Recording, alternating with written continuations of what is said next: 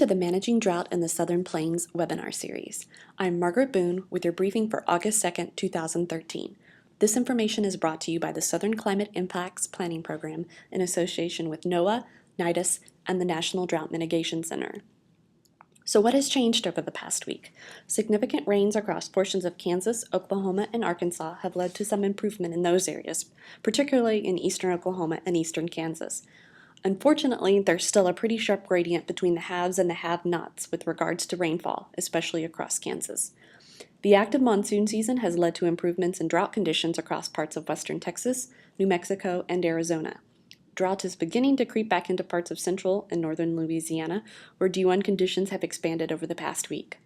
Looking out over the next week, there looks to be more rain possible, especially across Colorado, Kansas, Missouri, and Arkansas. This is the newest drought monitor, released Thursday, August 1st. Though some places across our region have seen improvement, as a whole, things have generally stayed the same from last week.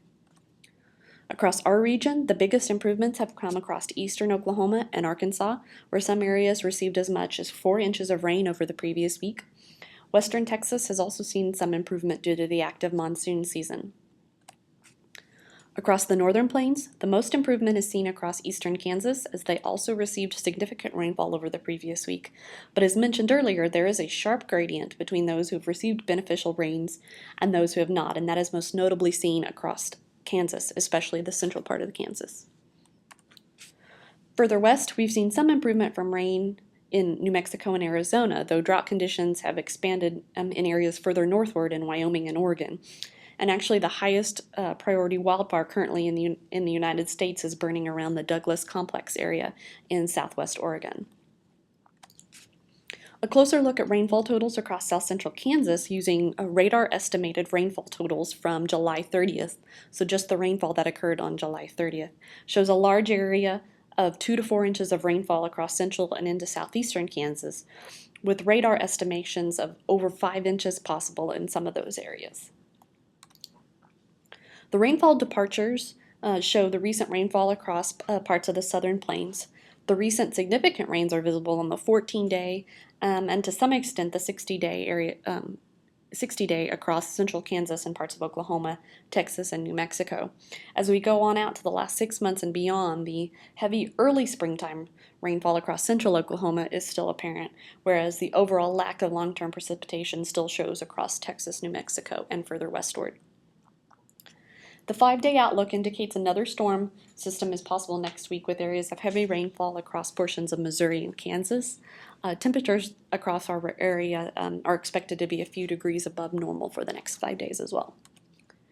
The 8 to 14-day outlook indicates the possibility of cooler than normal temperatures across the high plains and Great Lakes extending eastward, with warmer than normal temperatures across the southwest into parts of the Gulf Coast.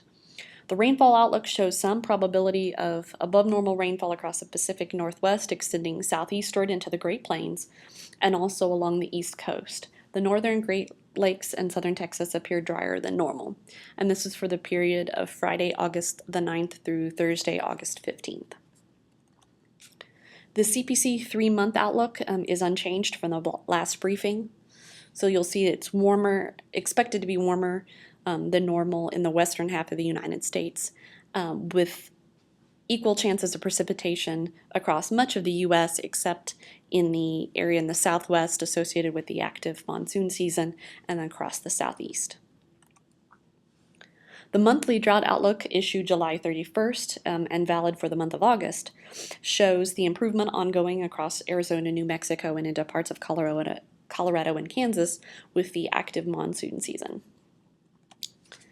As always, please join us in these briefings and full topic webinars. Please make note that our next full topic webinar will be next Friday, August 9th, with a review of conditions across the region from the state climatologist. And of course, we'll have a big picture overview and then a look into the seasonal outlooks as well. For more information, please visit our SCIP website, southernclimate.org, to register for more information if you haven't already.